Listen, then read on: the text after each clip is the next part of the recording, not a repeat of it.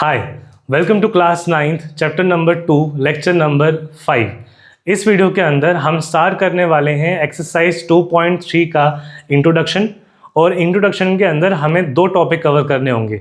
पहला टॉपिक होने वाला है कि फैक्टराइज क्या होता है, फैक्टराइजेशन क्या होता है, फैक्टर्स क्या होते हैं, और अगर फैक्टर हमें पता है तो फैक्टर कैसे निकाले जाते हैं किसी भी क्वाड्रेटिक पॉलिनोमियल के लिए।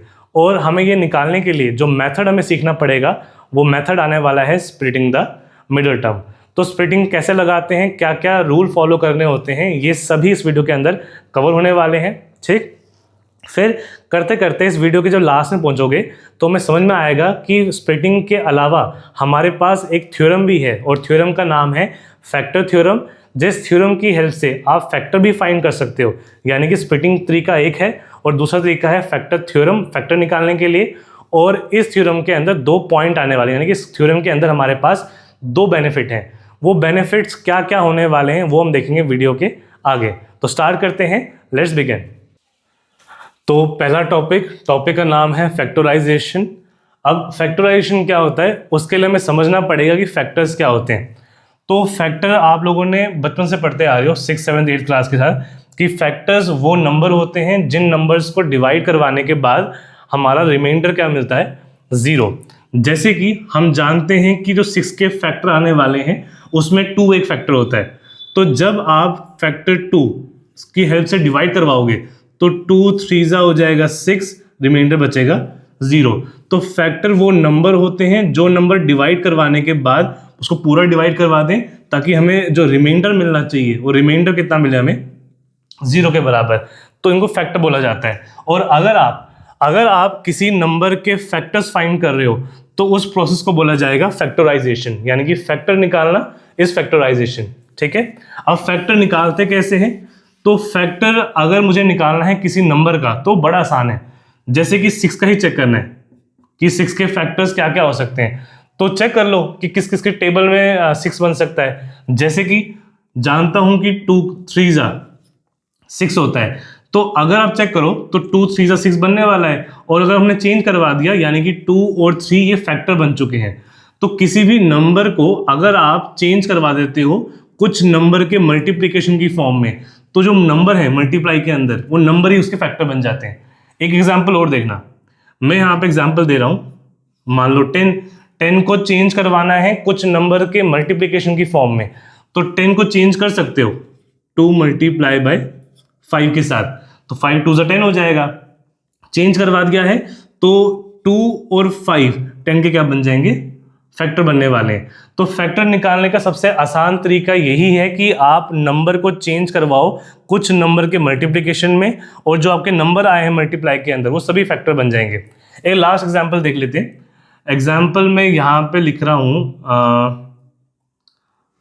एग्जांपल लगा लो 30। अगर मुझे 30 के फैक्टर चेक करने हैं, सबसे पहले 2 इंटू 3 हो जाएगा 6, और फिर 6 कितने ज़्यादा 30 होता है, 6 मल्टीप्लाई बाय 5 होता है 30।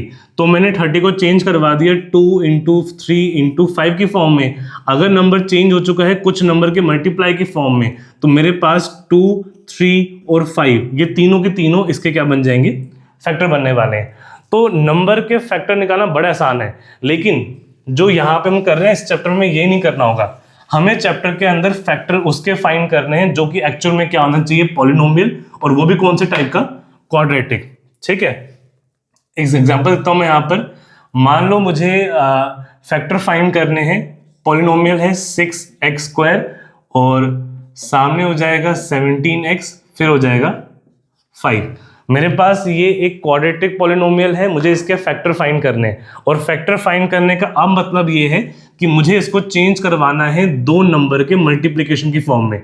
अगर यही चेंज हो गया तो जो दो नंबर आने वाले हैं उनमें से मेरा फर्स्ट बन जाएगा पहला फैक्टर और दूसरा बन जाएगा मेरा दूसरा फैक्टर। ठीक है, अब इसको चेंज कैसे करवाया जाए ताकि ये चेंज होकर 2 का मल्टीप्लाई बन जाए।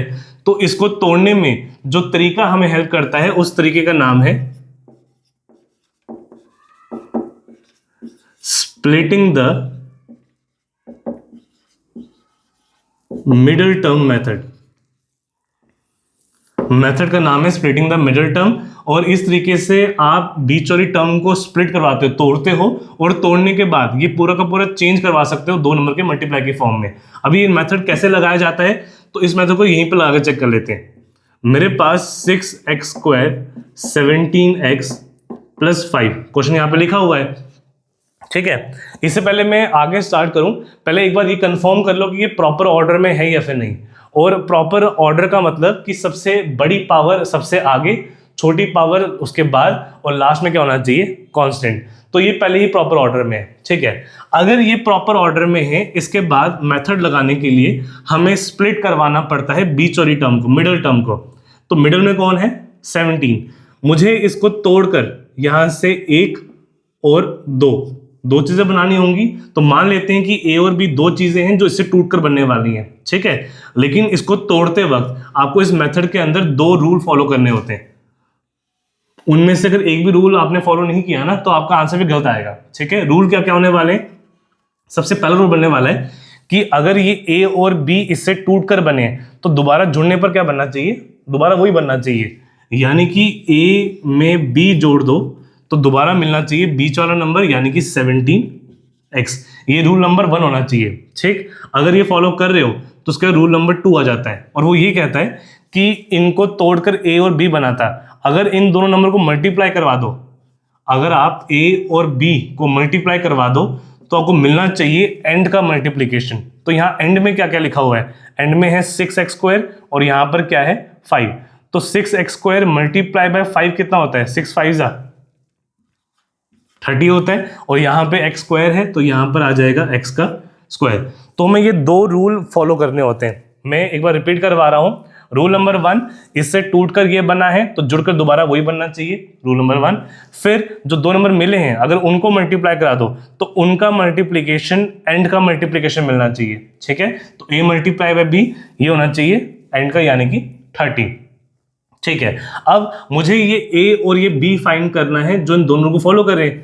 अब फाइंड करने के लिए ना सबसे आसान तरीका क्या होता है कि इन दोनों रूल में से जो a और b वाला रूल था उसके एंड में हमें क्या चाहिए, 30 चाहिए। इस नंबर को लेके रफ में आ जाओ, जो भी नंबर मुझे चाहिए मल्टीप्लाई करवाने के बाद उस नंबर को लेके लेफ्ट में उसमें रफ में आ जाओ, और आने के बाद अब स्टार्ट हो जाओ 1 से।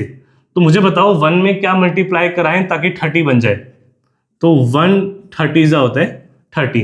एक बार इसे चेक कर लो कि 31 से 30 हो जाएगा। क्या 30 और 1 की हेल्प से 17 बन पाएगा, नहीं बन पाएगा, क्योंकि 30 में अगर 1 ऐड करवा दिया 31 बनेगा, 30 में से अगर 1 सब्ट्रैक्ट करवा दिया 29 बनेगा। तो इससे हमारा काम नहीं हो रहा है। अगर 1 से काम नहीं हो रहा है तो 1 के आगे जाओ, 2 से ट्राई करो। 2 कितने सा 30 मिल जाता है, तो 2 15 सा होता है 30, ठीक है। अब 2 15 30 तो मिल जाएगा, यानी कि पहला रूल तो मिल जाएगा, लेकिन हमें सेकंड ये भी चाहिए, हमें 17 भी चाहिए होगा। तो 15 और 2 से क्या 17 बना सकते हो, या फिर इनको ऐड करवाकर या सब्ट्रैक्ट करवाकर। तो 15 में अगर 2 ऐड करवा दिया वो होता है 17, यानी कि इससे हमारा काम हो सकता है। तो मेरा जो नंबर आने वाले थे, जो a और b आने वाला है, उनमें a का काम कर सकता है 2, b का काम कर सकता है 15, ठीक है। नंबर मिलने के बाद अब आपको क्या देखना होता है कि मुझे इनको ऐड करवाकर 17 तो चाहिए, साथ में मुझे क्या चाहिए, x भी चाहिए। तो अगर मैं यहाँ पे खाली x लगा दूं तो यहाँ पर x है, यहाँ पर तो x है ही नहीं, तो ये तो ऐड ही नहीं होगा। तो ये ऐड तभी होंगे जब दोनों जगह पर क्या हो, x हो, तभी ये ऐड होकर 15 और 2 17 मिलेगा, और ये x और x क्या होने वाला है, x मिलेगा, ठीक है। ठीक है, इसका बीच में मुझे साइन क्या चाहिए, मुझे प्लस चाहिए। तो 2 नंबर को जोड़ रहे हो और ओवरऑल साइन प्लस चाहिए, वो तभी पॉसिबल है अगर दोनों जगह पर क्या हो, प्लस हो, ठीक है। तो हमारे पास नंबर मिल चुका है, प्लस 2x बन जाएगा हमारा a और प्लस 15x बन जाएगा हमारा b। फिर यहां पर आ जाओ। अब करने के बाद ये पहला नंबर वैसे का वैसा लिखते हो, बीच वाले को तोड़कर अब 2 लिखने वाले हो, जिनमें से पहला हो जाएगा 2x, दूसरा हो जाएगा 15x, और ये लास्ट का नंबर भी वैसे का वैसे ही रहता है, जो लास्ट में आने वाला है वो भी आप सेम रखते हो, ठीक है। अब इसको करने के बाद ना जो हमारा अगला काम होता है, अगला काम ये रहता है कि हमारे पास पहले 3 टर्म थे, लेकिन अब हमारे पास नंबर ऑफ टर्म्स 4 हो चुके हैं, 1 2 3 और 4। तो स्टार्टिंग के 2 में चेक करो कि आप स्टार्टिंग के 2 में क्या चीज कॉमन निकाल सकते हो। जैसे वो दिख रहा है कि 6 और 2 दोनों ही 2 के टेबल में आते हैं, तो मैं यहाँ से 2 कॉमन निकाल सकता हूँ। फिर यहाँ भी x है, यहाँ भी x है, तो मैं x भी कॉमन निकाल सकता हूँ। ठीक है, तो मैंने 6 में 2 कॉमन निकाल दिया, तो अब यहाँ पर क्या बचना चाहिए? तो 2 कितने जा 6 होता है, तो 2 3 जा बनना चाहिए, तो पीछे बचेगा 3। यहाँ पर x का स्क्वायर था, मैंने एक x बाहर निकाला है, पीछे बचेगा एक x। ठीक है, ये 2 चला गया बाहर, ये x चला गया बाहर, यानी कि ये पूरा का पूरा ही बाहर चला गया। अगर ये पूरा बाहर चला गया तो पीछे कुछ नहीं बचता है, और उसको हम बोलने वाले हैं कि बचेगा 1। ठीक, अब 15 और 5 में कॉमन हमें दिख रहा होगा, 15 और 5 दोनों ही किसके टेबल में आते हैं? दोनों आते हैं 5 के टेबल में, तो 5 कॉमन निकाल सकते हो। 5 कितने जा 15 होना चाहिए? 5 3 जा होना चाहिए। अब क्योंकि x दोनों जगह पर नहीं था, यहाँ पर था, यहाँ पर नहीं है, तो मैं x को नहीं निकाल पाया, तो ये वाला x अभी अंदर ही रहने वाला है। ये 5 तो मैंने बाहर निकाल दिया, तो पीछे क्या बचेगा? पीछे बचेगा 1। ठीक है, अब इस लाइन पर आने के बाद ना आप खुद ये चेक कर पाओगे कि आपने जितना अभी तक सॉल्व किया हुआ है वो ठीक है या नहीं। अगर आपका आंसर, अगर आपने रूल ठीक से फॉलो किए हुए हैं, अगर आपने 2 नंबर ठीक से फाइंड किए हुए हैं, तो इस पॉइंट पर आने के बाद जो आपको इस ब्रैकेट में मिलना चाहिए वही सेम काम मिलना चाहिए इसके अंदर। अगर यहाँ आने के बाद आपका ये ब्रैकेट और ये वाला ब्रैकेट सेम नहीं दिख रहा है, इसका मतलब गलती कहाँ पर हुई है? ऊपर की तरफ। यानी कि ये ऐसा क्वेश्चन है कि जहां पर आप खुद चेक कर सकते हो उसी टाइम। ठीक, अब अगला काम क्या होना चाहिए? तो ये 2x और ये पूरा का पूरा ब्रैकेट ये मल्टीप्लाई में है, और हमने ये पहले पढ़ा हुआ है कि अगर चीजें मल्टीप्लाई में होती हैं तो ये सब मिलकर के एक टर्म बन जाता है, तो ये पूरा का पूरा एक टर्म होना चाहिए। अब ये 5 ये पूरा मल्टीप्लाई में है, तो ये पूरा मिलाकर बन जाएगा हमारा सेकेंड टर्म। तो मुझे बताओ कि अगर ये एक टर्म है और ये सेकेंड टर्म है, तो फर्स्ट और सेकेंड टर्म के अंदर कोई चीज है जो कॉमन आ रही हो? ब्रैकेट दोनों में सेम था, यानी कि ये ब्रैकेट कॉमन है, तो मैं इन दोनों ब्रैकेट को यहां से पकड़कर बाहर की तरफ कॉमन ले सकता हूं। मैंने यहां से ब्रैकेट को बाहर निकाल दिया। अगर इस पूरी टर्म में से ये चला गया बाहर, तो पीछे क्या बच गया? बस पीछे बच गया 2x। अब इस पूरे में से ये ब्रैकेट चला गया बाहर, पीछे बच गया +5 आ गया हमारे पास। अब जरा यहां पे वेट करना, जो हम ये पूरा सॉल्व कर रहे हैं, ये स्टार्ट यहां से हुआ था और करते करते कहां पे पहुंचे हो आप? यहां तक। यानी कि जो हमारा आंसर आ रहा है ये एक्चुअल में इसी के बराबर होना चाहिए, यही हमारे इस फॉर्म में आ चुका है। तो लास्ट में अगर आप चेंज करवा दो कि मेरा क्वेश्चन 6x² है प्लस 17x है प्लस 5 है, और ये वाला आंसर इसके बराबर हो चुका है, तो इक्वल टू में क्या कर सकते हो आप? 3x + 1 कर सकते हो और 2x + 5 कर सकते हो। और अगर आप यहाँ पे ध्यान दो तो हमारे पास क्वाड्रेटिक पॉलिनोमियल चेंज हो चुका है 2 नंबर के मल्टीप्लिकेशन के फॉर्म में। और कोई भी नंबर अगर 2 चीज़ों का मल्टीप्लाई के फॉर्म में चेंज हो जाता है तो वही आपके फैक्टर बन जाते हैं। यानी कि हमारे पास जो पहला फैक्टर है, हमारा फैक्टर नंबर 1, वो हो जाएगा 3x + 1, और जो हमारा सेकेंड फैक्टर है वो हो जाएगा हमारा 2x + 5। ठीक है, और फैक्टर से ना एक चीज़ आपको और भी करनी पड़ती है, जैसे कि 6 का फैक्टर क्या आया था? 2 × 3 आया था। अगर ये 2 और 3 फैक्टर हैं तो इनको मल्टीप्लाई करवाने के बाद दोबारा क्या मिलना चाहिए था? लेफ्ट वाला यानी 6 मिलना चाहिए था। तो 2 3 जा 6 होता है, मिल रहा है, तो ठीक है, ये फैक्टर ठीक होने चाहिए।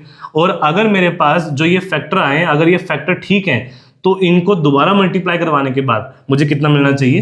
यही मिलना चाहिए। तो एक बार आपको पेपर में करना नहीं होता है, हम खुद ही चेक कर रहे हैं रफ में कि ये सही में काम करता है ये नहीं करता है। तो यहाँ पे देख लो 3x + 1 था और आगे ब्रैकेट के अंदर है 2x + 5। इनको मल्टीप्लाई करवाते हैं, देखते हैं कि हमारे पास ये सेम आने वाला है या नहीं आने वाला है। तो मल्टीप्लाई करवाने के लिए पहले ये 3x मल्टीप्लाई होगा 2 से, तो 3 2 होता है 6, x और x हो जाएगा x का स्क्वायर। फिर 3x मल्टीप्लाई करवाना 5 के साथ, तो 5 3 होता है 15 और साथ में x है, तो x आ जाएगा। मैं 3x को करवा चुका हूँ दोनों के साथ, अब बारी है 1 की, तो पहले 1 होगा 2x के साथ, तो ये आना चाहिए 2x, फिर 1 होगा 5 के साथ, तो 5 × 1 आना चाहिए 5। अब यहाँ पे ये x² में है और अकेला है, तो ऐड तो होगा नहीं, आगे अलग रहेगा। ये भी x की फॉर्म में, ये भी x की फॉर्म में, तो ये ऐड हो सकते हैं, ये ऐड होकर हो जाएगा 17x। लास्ट में कांस्टेंट है, x तो है नहीं उसके पास, तो यहाँ ऐड नहीं हो पाएगा, ये 5 वैसे का वैसा रहेगा। और अगर आप चेक करो तो हमारा ये वही क्वेश्चन है जहाँ से हमने स्टार्ट किया था। तो उन फैक्टर्स को मल्टीप्लाई करवाने के बाद अगर आपको यही वापस मिल रहा है, इसका मतलब कि जो हमारे फैक्टर आए ये फैक्टर हमारे ठीक आए थे। समझ में आ गया? ये आपको दिखाना नहीं होता है, ठीक है। आपको अगर पेपर में आएगा ना कि फैक्टराइज कराओ, तो आपको सिर्फ स्टार्ट करवाना है, फैक्टर्स फाइंड करने हैं, आपका आंसर वहीं खत्म हो जाएगा। ये हमारा क्वेश्चन फर्स्ट था। एक क्वेश्चन और ट्राई कर लेते हैं, क्वेश्चन नंबर सेकंड कर लो इसको, ठीक। अगेन क्या कह रहा है कि फैक्टराइज करवाना है, यानी कि इसके फैक्टर फाइंड करने हैं, और अगर इसकी पावर 2 है यानी कि इसको चेंज करवाने के बाद 2 नंबर का क्या मिलने वाला है, आपको मल्टीप्लिकेशन मिलने वाला है। और इसको तोड़ने के लिए हम क्या यूज करते हैं, splitting the middle term. Splitting the middle term को शॉर्ट में लिखा जाता है SMT, splitting the middle term, ठीक है। अब लगाने के लिए आपको पहले जाते कहां पे हो, आप रफ में जाते हो। जो रूल्स फॉलो करने हैं, रूल पहले लिख लेते हैं। पहला रूल कहता है कि दोबारा जोड़ने के बाद बनना चाहिए सेंटर वाला, और सेंटर में है -17x। और सेकंड कहता है कि मल्टीप्लाई करवाने के बाद मिलना चाहिए n का मल्टीप्लिकेशन। और यहाँ एंड पर क्या क्या है, यहाँ पे 12 है और एंड पर है 5, तो 12 5 हो जाता है 60, और साथ में x स्क्वायर भी है, साथ में आ जाएगा x स्क्वायर। ये हमारे पास रूल आ चुके हैं। अब रूल आने के बाद आपको जो नंबर ढूंढने कि उसको मैं ब्रेक किस में करवाऊं, उसको ढूंढने के लिए आप कहां पे जाते हो कि मल्टीप्लाई के बाद क्या चाहिए, मल्टीप्लाई के बाद 60 चाहिए, तो 60 को लेकर के आ जाओ रफ में, ठीक है। अब यहां शुरू करते हैं। फर्स्ट स्टार्ट करने वाले हो 1 के साथ, तो 1 60 सा होता है 60 तो मिल जाएगा, लेकिन इनको ऐड या सब्ट्रैक्ट करवाकर 17 कभी नहीं बन सकता है, तो इससे हमारा काम नहीं होने वाला है। इसके बाद ट्राई करोगे 2 से, तो 2 कितने जा, 2 होगा 30 जा, 2 30 जा होता है 60। क्या इससे 17 बन सकता है? ऐड करवाकर 32 बनेगा, सब्ट्रैक्ट करवाकर 28 बनेगा, तो इससे भी काम नहीं हुआ था, इससे भी काम नहीं हो रहा है। 2 के बाद अगला ट्राई करते हैं 3 के साथ, तो 3 कितने जा, 3 2 जा 6, आगे बचेगा 0, तो 3 20 जा कितना होता है, 60 होता है। अब चेक करो, इससे 60 तो बन जाएगा, और 20 में से अगर मैं 3 माइनस करवा दूं तो मुझे 17 भी बन सकता है, यानी कि इससे 60 भी बन जाएगा और इससे 17 भी बन जाएगा, तो हमारा काम यहां से हो सकता है। नंबर का आइडिया लगने के बाद अगला काम ये होता है कि नंबर के आगे x और x लगा दो, ताकि ये ऐड होकर दोबारा हमें x के साथ मिले। सेकंड चीज हमें क्या देखना होता है कि मैं इन दोनों के साइन क्या पिक करूं। अब साइन पिक करने के लिए ना आपको अपना ध्यान यहां पे रखना होता है, ठीक। बीच में अगर मुझे नेगेटिव चाहिए तो बड़ा नंबर गारंटी क्या होना चाहिए, नेगेटिव होना चाहिए। अब अगर मैं इसको भी नेगेटिव करवा दूं, तो जिस केस में हमारे पास दोनों के साइन सेम होते हैं, या दोनों प्लस हो या दोनों माइनस में हो, तो वहां पे ये चीजें ऐड हो जाती हैं। और अगर ये ऐड हो गया तो बनेगा 23, मुझे कितना चाहिए 17, तो मुझे सब्ट्रैक्ट करवाना है। चीजें सब्ट्रैक्ट तभी हो सकती हैं जब हमारा साइन उल्टे हों। बड़ा अगर नेगेटिव ही करना है तो उल्टा करवाने के लिए एक ही ऑप्शन है कि छोटा वाला क्या करना पड़ेगा, प्लस में। तो ये बन जाएगा हमारा फर्स्ट और ये बन जाएगा हमारा सेकंड, ठीक है। और इसके अंदर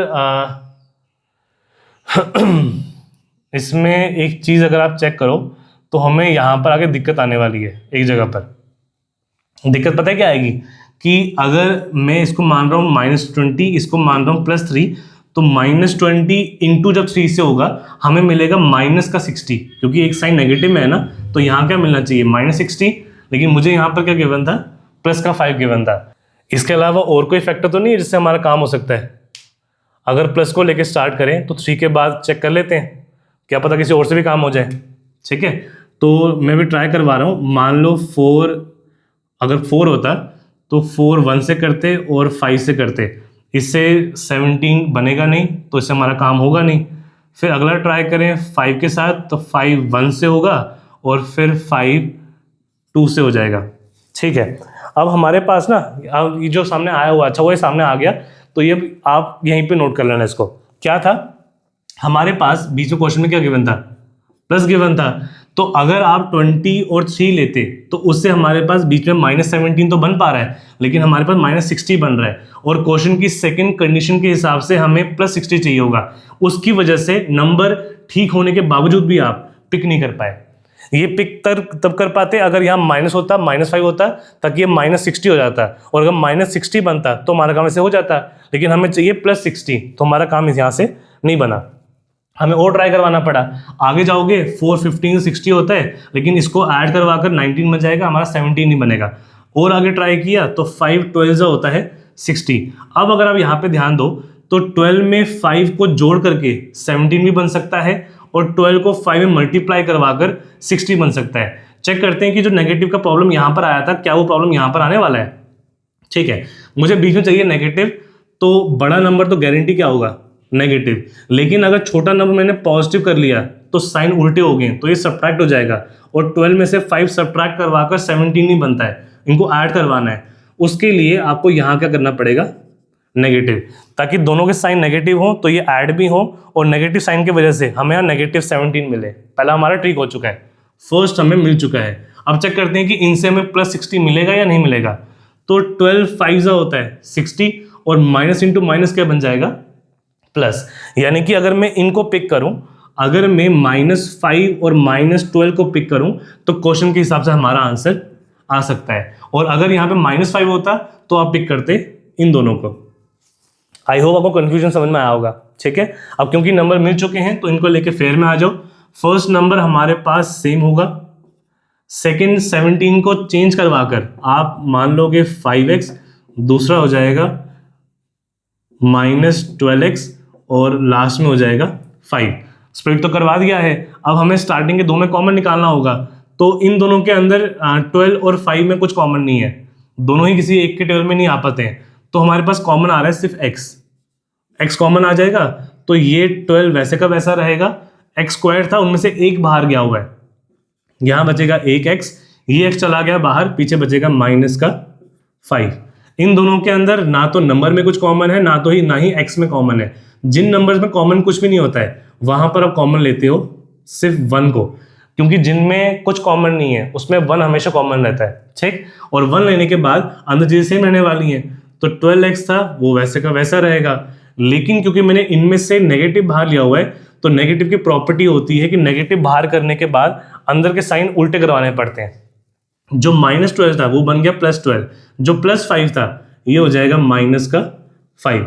ठीक है, तो ये पॉइंट याद रखना, अगर दो नंबर में से माइनस बाहर लिया हुआ है तो जब ब्रैकेट बनेगा तो अंदर के साइन को आपको चेंज करवाना पड़ेगा। और अब यहाँ पे टाइम आ चुका है चीज को चेक करने का कि हमने जो कर रहे हैं वो ठीक चल रहा है या नहीं चल रहा है। तो first bracket 12x -5, second bracket 12x -5, दोनों चीजें सेम है तो हम ठीक कर रहे हैं। ये पूरा मिलाकर के एक टर्म है, ये पूरा मिलाकर के दूसरी टर्म है। इन दोनों टर्म्स के अंदर ब्रैकेट वाली टर्म्स कॉमन है, तो कॉमन को बाहर निकाल लो आप, ब्रैकेट वाला चला जाएगा बाहर। इस पूरे में से ब्रैकेट चला गया बाहर, पीछे रह गया x। इस पूरे के अंदर से ब्रैकेट चला गया बाहर, पीछे रहेगा -1। और ये हमारा जो पूरा आंसर है ये स्टार्ट होकर यहां से आया था, यानी कि ये इसके बराबर है। और अगर ये बराबर है इन दो के मल्टीप्लिकेशन के फॉर्म में, तो जो हमारा पहला फैक्टर आने वाला था वो हमारा इसके बराबर हो जाएगा, और जो दूसरा फैक्टर आने वाला था वो इसके बराबर हो जाएगा। तो लास्ट में लिख दोगे आप therefore 12x -5 and x -1 are the factors of given polynomial। जो हमें पॉलिनोमियल गिवन है उसके दो फैक्टर थे और वो दोनों फैक्टर हमारे सामने हैं। और अगर हमारा आंसर ठीक आया होगा ना तो आप लोग खुद चेक करना कि क्या इनको मल्टीप्लाई करवाने के बाद दोबारा ये मिल रहा है। अगर मिल रहा है तो हमारा काम परफेक्ट हुआ होगा। ठीक है, इनको यहाँ तो नोट कर लो। इसके बाद एक और थ्योरम आने वाली है जहां पर अगर आपको स्प्लिटिंग लगाने में दिक्कत आ रही हो तो आप उस थ्योरम को लगाकर हमारा आंसर इजीली फाइंड कर सकते हो। ठीक, यानी कि इसका अल्टरनेट मेथड, अगर ये नहीं निकल रहा है तो फिर आप वो लगाने वाले हो थ्योरम। नोट करो, फिर थ्योरम देखते हैं। इसके बाद फैक्टर निकालने के लिए हमारे पास दूसरा तरीका आने वाला है स्प्लिटिंग के बाद, और दूसरा तरीका हो जाएगा फैक्टर थ्योरम। इसको लगाकर फैक्टर कैसे फाइंड किए जाते हैं देख लेते हैं। पहले थ्योरम की स्टेटमेंट क्या है ना वो समझो। थ्योरम में कह रहा है कि अगर आपके पास px कोई भी एक पॉलिनोमियल है जिसकी डिग्री 1 से बड़ी होनी चाहिए। डिग्री 1 से बड़ी का मतलब कि डिग्री 2 हो सकती है, 3 हो सकती है, 4 हो सकती है। अगर डिग्री 2 है तो वो क्वाड्रेटिक इक्वेशन हो जाएगा, अगर डिग्री 3 है तो क्यूबिक, और अगर 4 है तो आगे क्वाड्रुपल हो जाएगा। ठीक, हमारे पास एक पॉलिनोमियल चाहिए, डिग्री चाहिए 1 से बड़ी। तो साथ साथ समझने के लिए, एग्जाम्पल के लिए यहां पर क्वेश्चन एक ले लेते हैं साथ साथ। एग्जाम्पल 1 मान लो, और एग्जाम्पल के अंदर मुझे पॉलिनोमियल चाहिए होगा, तो आप लगा लो x² 3x और प्लस आ जाएगा 2, या लास्ट में एक काम करें प्लस, ठीक है प्लस ही ठीक है। तो मेरे पास ये पॉलिनोमियल आ गया जिसकी डिग्री 1 से ज़्यादा भी है, डिग्री हमारे पास 2 है ना, 1 से ज़्यादा है, ठीक है। आगे कहता है कि उसके अलावा आपके पास जो a होना चाहिए, a कोई भी नंबर हो सकता है, a is any real number, यानी कि a के जगह पर आप कुछ भी लेट करवा सकते हो, 0 कर सकते हो, 1 -1 2 -2 3 -3 कुछ भी हो सकता है, ठीक। तो हमें a नंबर खुद से आप लेट करवा सकते हो। अगर आप लेट करवाते हो तो वहां पे 2 केसेस हो सकते हैं। तो पहला केस क्या है, पहले वो समझते हैं। फर्स्ट केस कहता है कि जो आपने a नंबर को लेट करवाया, जो चूज किया हुआ है, अगर उस नंबर को पॉलिनोमियल में डालने के बाद पूरा पॉलिनोमियल किसके बराबर हो जाता है, 0 के बराबर, तो आप उस a की हेल्प से आपको क्या मिल जाएगा, आपका पहला फैक्टर मिल जाएगा। रिपीट करवा रहा हूं, किसी भी पॉलिनोमियल में अगर आप a एक ऐसा नंबर इमेजिन कर लो जिस नंबर को डालने के बाद पूरा पॉलिनोमियल 0 मिल जाए, तो उस नंबर से आपको मिलेगा आपका पहला फैक्टर, ठीक। तो इसको लगाते हैं, पहला पॉइंट लगाते हैं और देखते हैं कि हमारा फैक्टर क्या आने वाले हैं। सबसे पहले पावर इसकी स्क्वायर है, पावर स्क्वायर है यानी कि फैक्टर तो 2 होने वाले हैं, 2 फैक्टर मिलने वाले हैं। तो ट्राई करने के लिए हमें जो ये a लेना होता है ना, इस a को आप a को इस बार लेट करवा लो, आप a को 1 से ट्राई कर लो, या 1 से ट्राई कर लें, चलो पहले 1 से ट्राई कर लेते हैं। तो मुझे क्या करना होगा, जहां जहां पॉलिनोमियल है वहां सब जगह मुझे डालना है 1। तो p ऑफ x के जगह p ऑफ 1 आ जाएगा, तो हमारे पास 1 का स्क्वायर, फिर 3 इंटू 1, फिर हो जाएगा 2। तो 1 का स्क्वायर होता है 1, 3 1 जा होता है 3, आगे होता है 2, तो 3 + 1 4 और 4 + 2 हो जाएगा 6। और हमारा ये 1 डालने के बाद आंसर जो आ रहा है, क्या ये आंसर 0 के बराबर है, 0 के बराबर तो नहीं है। अगर आंसर 0 के बराबर नहीं है यानी कि हमारा यहां से फैक्टर नहीं मिल सकता, ऐसा लिखो। अगर ये 0 के बराबर नहीं मिल रहा तो हमारा जो ये a = 1 है, ये फिलहाल के लिए हमारा किसी काम का नहीं है, ठीक। हमें और लेट करवाना पड़ेगा। तो सेकंड केस में a को लेट करवा लेते हैं -1, देखते हैं इससे काम होगा। तो अब जहां जहां पे x है वहां वहां -1 डालना पड़ेगा। तो p के अंदर सब जगह आ जाएगा -1। तो पहले होगा 1 का स्क्वायर, -1 का स्क्वायर, फिर हो जाएगा 3 × -1 और लास्ट में हो जाएगा हमारे पास 2, ठीक है। -1 का स्क्वायर है तो माइनस की even power, -1 into -1, minus minus cancel, plus बनेगा और 1 1 जा 1 आएगा। फिर 3 इंटू -1 ये होगा -3, लास्ट में हमारे पास 2 है। तो ये 2 और ये 1 ऐड वाले हैं, तो 2 और 1 मिलकर हो जाएगा 3, हमारे बचेगा -3, और 3 में से जब 3 कैंसिल हो जाएगा तो हमारा आंसर कितना आ जाएगा, 0। यानी कि ये a-1 ये ऐसा नंबर है जिसमें आंसर क्या मिलने वाला है, 0। और अगर इस पे 0 मिल रहा है तो हमें यहां से क्या मिलेगा, हमारा पहला फैक्टर। अब इससे फैक्टर फाइंड कैसे करना होगा, अगर मुझे यहां पर मेरा a जो था अगर a प्लस में है तो वही नंबर यहां आगे क्या हो जाएगा, x के साथ माइनस में, यानी कि जो भी a लेते हो उसका साइन उल्टा करवाकर x के आगे लिख दो, वही आपको क्या बन जाता है, वो आपका बन जाता है फैक्टर, ठीक। तो अगर मैं यहां पे कह रहा हूं कि अगर a = -1 से मेरा काम हुआ है, तो फैक्टर बनाने के लिए सबसे पहले आप x लगा दोगे, x लगा दिया तो ये a माइनस में है ना, माइनस का उल्टा क्या होगा, वो हो जाएगा प्लस। तो जो भी आपका नंबर जिससे आपका 0 मिलने वाला है उसका साइन उल्टा करवाकर x के आगे लिख दो, ये पूरा का पूरा आपका बनता है पहला फैक्टर। तो इसके 2 फैक्टर आने वाले हैं जिनमें हमारा जो पहला फैक्टर होगा वो होगा x + 1 होगा, ठीक है। एक तो मिल गया हमें यूजिंग फैक्टर थ्योरम। अब सेकंड लगाने के लिए हमें एक फैक्टर और भी चाहिए, उसके लिए अगर इससे एक आ चुका है इससे आया नहीं तो हमें 1 और -1 के अलावा कुछ पिक करना पड़ेगा जहां से हमारा एक और फैक्टर बन सके। तो यहां पर जो मुझे मिलने वाला है वो होगा -2, ठीक है। निकाल के चेक करते हैं, P के अंदर सब जगह पर -2 पुट करवा दो, तो यहाँ पर स्टार्टिंग में होगा -2 का स्क्वायर, फिर आगे जाकर होगा 3 इंटू -2 और लास्ट में लिखा हुआ है +2। सॉल्व करवा दें तो -2 का स्क्वायर है यानी कि बनेगा +4, फिर 3 इंटू -2 है ये होगा -6, फिर आगे +2 है ये हो जाएगा +2, 4 और ये 2 ऐड वाले हैं मिलकर बनेगा 6 और बीच में था -6, ये फिर कैंसिल हो गया और फिर आंसर कितना मिल गया 0। तो हमें -2 पर भी हमें आंसर क्या मिलने वाला है 0, यानी कि अगर x -2 से हमें 0 मिल गया तो -2 को इस साइड लेकर आ जाओ ताकि साइन उल्टा हो जाए, तो ये बनेगा x +2। ऐसे करते हो ना, अगर -2 था तो यहाँ पे क्या करोगे आप +2 और प्लस करवाने के बाद जो ये बनकर आएगा ये आपका सेकंड फैक्टर हो जाएगा, x +2 हो जाएगा आपका सेकंड फैक्टर। ठीक, तो हमने यहाँ पर कोई स्प्लिट नहीं लगाया, हमने अलग अलग नंबर को लेट करवाया और उन नंबर में से कुछ नंबर के बाद हमें आंसर 0 मिला और जहाँ जहाँ 0 मिला वहाँ से हमें फैक्टर मिलते गए। इसके अलावा और क्योंकि यहाँ पर ये पावर स्क्वायर में है तो पावर स्क्वायर का मतलब फैक्टर मैक्सिमम कितने हो सकते हैं, मैक्सिमम फैक्टर 2 ही हो सकते हैं, यानी कि आपको इन 2 नंबर्स के अलावा ऐसा और कोई नंबर नहीं मिलने वाला है जहाँ पे आपको आंसर 0 मिल पाए। इसके मैक्सिमम फैक्टर 2 ही थे और दोनों हमारे यहीं से आ चुके हैं। ठीक है, तो ये हमारा पहला क्वेश्चन था। ठीक, ये जो हमने किया ना ये हमारा ये फर्स्ट पॉइंट से आया हुआ है। अब सेकंड पॉइंट के फायदे क्या हैं वो देखो। मैं यहाँ पर एक क्वेश्चन दे रहा हूँ, क्वेश्चन मान लो x² और -1, ये क्वेश्चन आ गया और इसके मुझे पता है कि इसके फैक्टर जो है पावर स्क्वायर है तो फैक्टर 2 आने चाहिए, तो मैंने इसके 2 फैक्टर किसी तरीके से फाइंड कर लिए।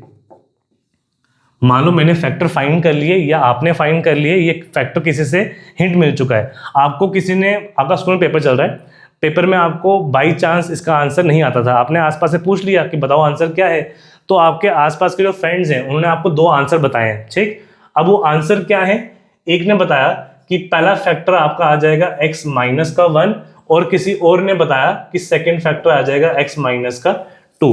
पावर स्क्वायर है, फैक्टर 2 आने ही चाहिए थे, तो आपने आंसर पूछा, आपको 2 आंसर मिल चुके हैं, लेकिन आपको अपने दोस्तों पे भरोसा नहीं है।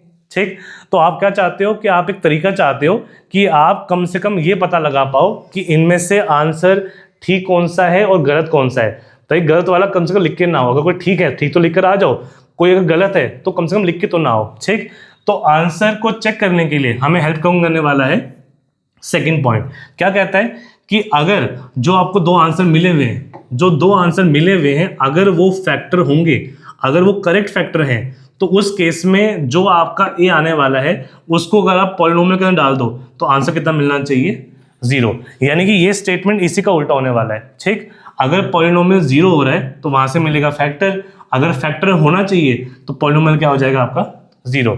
तो ये आंसर ठीक है या फिर नहीं तो चेक कर लेते हैं। सबसे पहले मैं चेक करवाने वाला हूं x - 1 होगा या नहीं होगा। अब देखो अगर ये x - a है तो ये -a था ना, तो पुट क्या करवाया हमने +a, यानी कि अगर x का 1 है तो आपको पुट क्या करवाना होता है, -1 था तो +1 पुट करवाना है।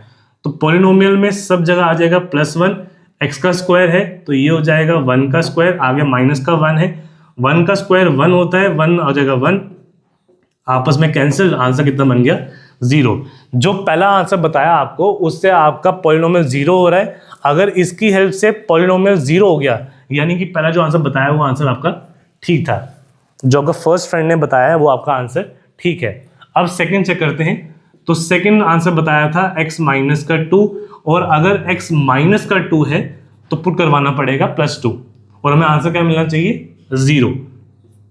p के अंदर सब जगह पर आ जाएगा 2, सबसे पहले x का स्क्वायर है तो ये हो जाएगा 2 का स्क्वायर, फिर आगे -1 है यहाँ होगा -1, अब 2 का स्क्वायर कितना होता है 4, आगे है -1 और जब ये कटेगा आंसर कितना मिलेगा 3, जो कि 0 के बराबर नहीं होता है। तो जो सेकंड फ्रेंड ने आपको आंसर बताया वो आपसे आपको आंसर 0 के बराबर नहीं मिल रहा है, और अगर नहीं मिल रहा है यानी कि यह आंसर गलत बताया हुआ है, 2 आंसर में से एक आंसर गलत था।